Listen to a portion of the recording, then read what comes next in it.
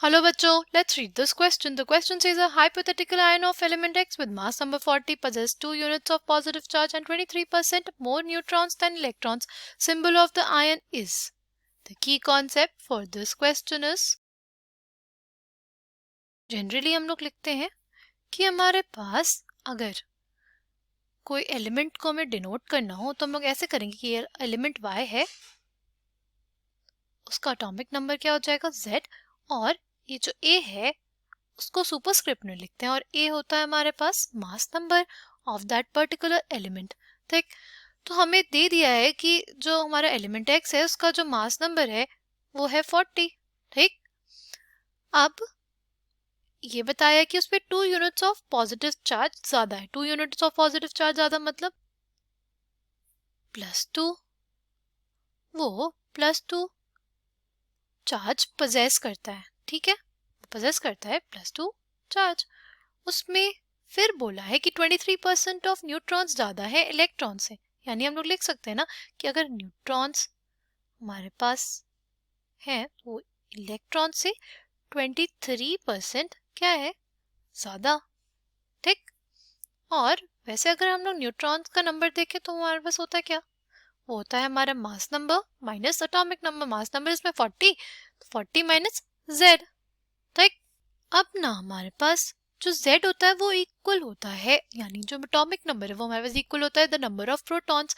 और इस केस में जो हमारे पास नंबर ऑफ प्रोटॉन्स हैं वो +2 ज्यादा है द नंबर ऑफ इलेक्ट्रॉन्स, है ना। तो हम लोग ये लिख सकते हैं क्या कि जो हमारे पास N है it is equals to 40 minus E plus 2। 40 minus E plus 2 हमारे पास क्या हो जाएगा, ये हो जाएगा नंबर ऑफ न्यूट्रॉन्स। E क्या है, E is the number of electrons, उससे +2 ज्यादा क्या है हमारे पास नंबर ऑफ प्रोटॉन्स। ठीक, इसलिए हमने ये एक्सप्रेशन लिखा। अब ये हमारे पास हो जाएगा इक्वेशन 1 और ये हो जाएगा इक्वेशन 2। इक्वेशन 1 और इक्वेशन 2 को अगर हम लोग इक्वेट कर दें तो हमारे पास क्या आ जाएगा, वो हमारे पास आ जाएगा 40 E plus 2 is equals to E plus 23/100 E।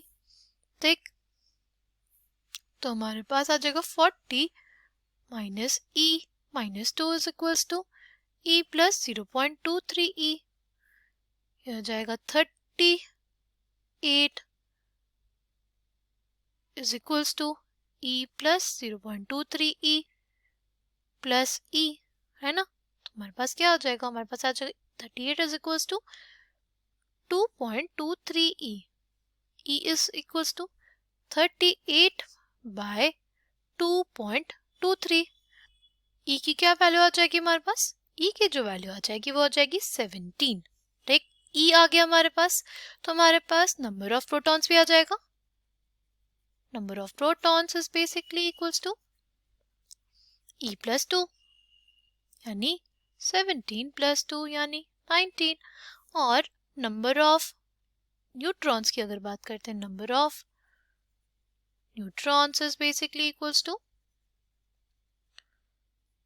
1.23 into E, है ना। E कितना है, ये हमारे पास 17 है, तो हमारे पास कितना आ जाएगा नंबर ऑफ न्यूट्रॉन्स। इसको सॉल्व करेंगे ना हमारे पास आ जाएगा लगभग 21, approximately 21।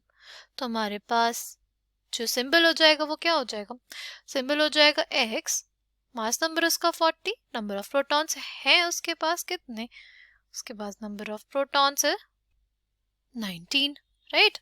Final answer for this question is, this is the symbol for element X. I hope you understood it well. Thank you and all the best.